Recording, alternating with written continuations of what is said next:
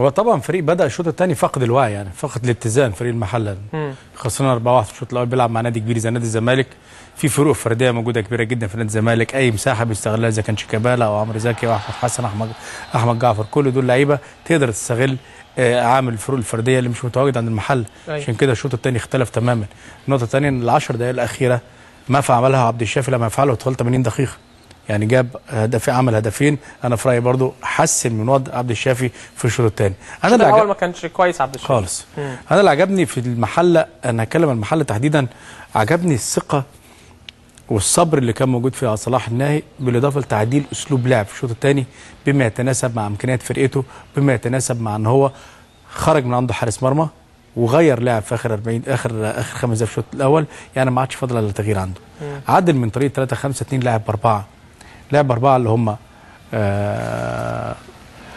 حسن عوض، عادل عبد العزيز ورمضان وحجاب وحسن عوض، وخلى رائد منسي قدام. دي يمكن عملت اتزان نسبي في دفاع المحل وفي حته نص الملعب.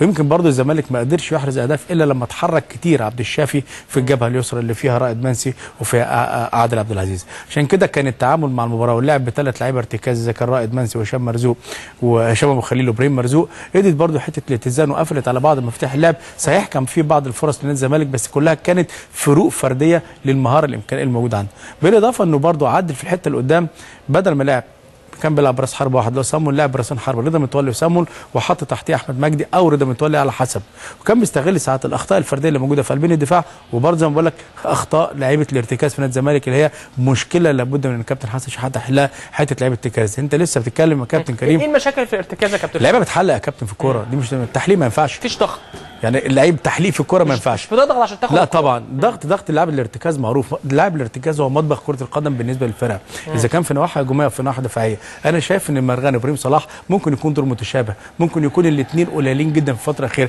المرغني النهارده نسبيا اعلى، ولكن ابراهيم صلاح من بعد الطرد لم يؤدي بشكل كافي في بعد الطرد في ماتش الجون، في ماتش الجون ما اداش. ارجع تلاقي المباريات اللي اداها ابراهيم صلاح دفاعيا سيء جدا، صح. وده مأثر على فكره على فتح الله ومأثر على صلاح سليمان، ومأثر كمان ان انت عندك طرفين ملعب اذا كان احمد سمير وعبد الشافي برضه في تاثير في الناحيه الدفاعيه.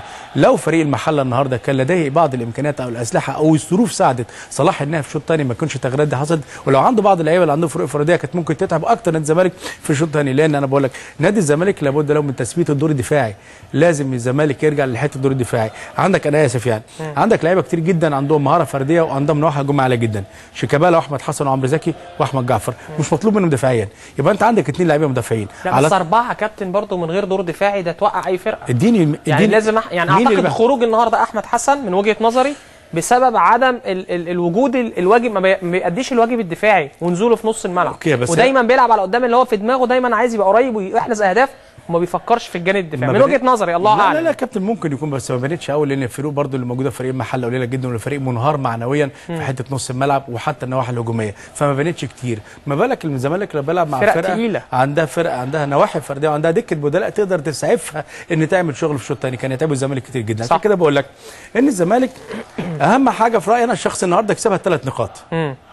زي ما قال الكابتن زيزو، عوده الثقه لعيبه بعد خساره الكاس، 3 نقاط مهمين جدا. زي ما قلنا على الاهلي مش مشكله الاداء، بس اهم حاجه 3 نقاط. ايوه تثبيت الدور الدفاعي مهم جدا يا كابتن. الزمالك مشواره طويل 38 مباراه، لازم يكون عندك لعيبه ارتكاز على قيمه كبيره جدا تساوي قيمه خط دفاع نادي الزمالك اللي فيه فتح الله وصلاح سليمان وهاني سعيد لما يرجع، وكمان عبد الشافي وحازم امام، وقيمه النواحي الاماميه، لان مش معقول الملعب يكون فارغ من النص. عندك دفاع كويس، انا بقول لك ان فعلا صلاح سليمان وفتح الله ممتازين بالامانه، وعندك هجوم كويس جدا، حته نص الملعب اهم حاجه في الفرقه لازم تتظبط. الزمالك ما ظبطهاش.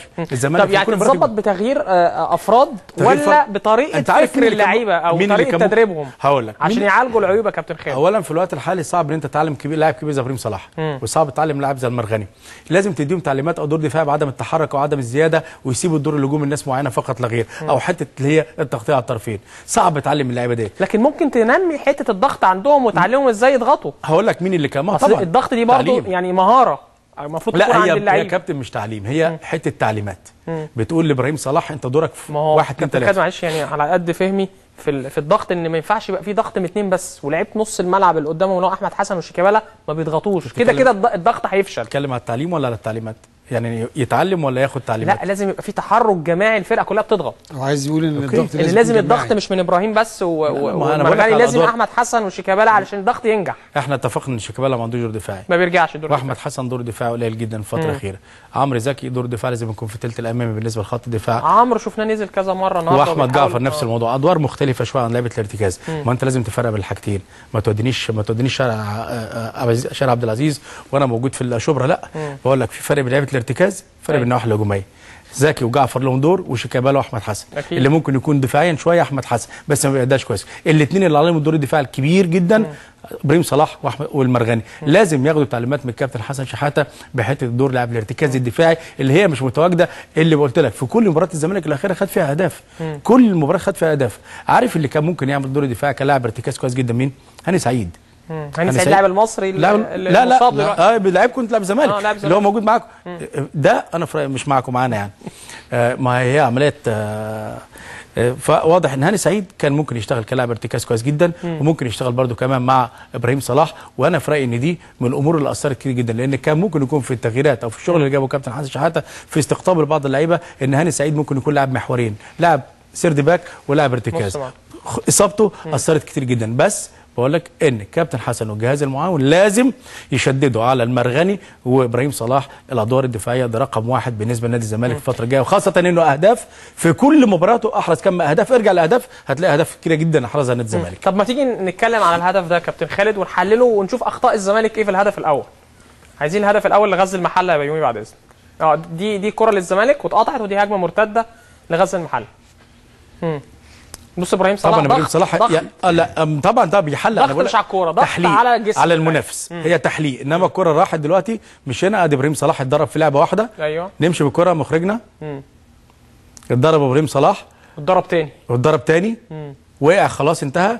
اتضربت لعيبه الزمالك كلها، خط دفاع مفيش الا صلاح سليمان وموجود عندك احمد المرغني اللي هو لما ضم غلط لازم يكون برضه شايف ظهره، لازم يكون. بس هو زي ما تقول الاثنين برضه ما عندهمش دور دفاع كويس، فيمكن المرغني خد، كان المفروض عبد الشافي المفروض المرغني يضغط وعبد الشافي يروح على الصمون. بس هي عمليه برضه خد بالك ان في فتح الله كان في دي كوره ثابته، فتح الله وصلاح سليمان كانوا قدام. الهجمه المرتده ما عملهاش، والهجمه المرتده دي بدايتها بتبدا اساسا من حته لعيبه الارتكاز، ده كان ابراهيم صلاح والمرغني. وانا شايف برضو ان دور كبير جدا في احراز الهدف والخطا موجود من حته لعيبه الارتكاز. واحد اتضرب والثاني تغطيه سيئه جدا مع محمد عبد الشافي. ايوه وصلاح سليمان وابراهيم ومحمود فتح الله كانوا في الضربه الثابته، في الضربه الثابته عشان يلعبوا. ما هو انت في تعليمات يعني كابتن زيزو، في تعليمات بتاخد لعيبه معينه عشان في لعيب اسرع في حته الهجمه المرتده، بيبقى لعيب اسرع، لعيب بيعرف يعمل ضغط كويس، لعيب بيعرف يعمل كويس. دور ابراهيم صلاح في الملعب ايه؟ رقم واحد دفاع استخلاص الكوره واستخلاص، ما عملهاش، اتضرب. احمد المرغني رقم 2 اتضرب. ما فيش الا عندك عبد الشافي بس واحمد سمير، والاثنين لازم يضربوا مع 3 لعيبه، وصامول واخد مكان كويس جدا. فده الخطا اللي حصل، والخطا جاي من بدايه لعيبه الارتكاز، او زي ما انا قلت لك مطبخ كره القدم باذن الله لاي نادي عاوز يحافظ على حته الاتزان الدفاعي وحته الاتزان الهجومي.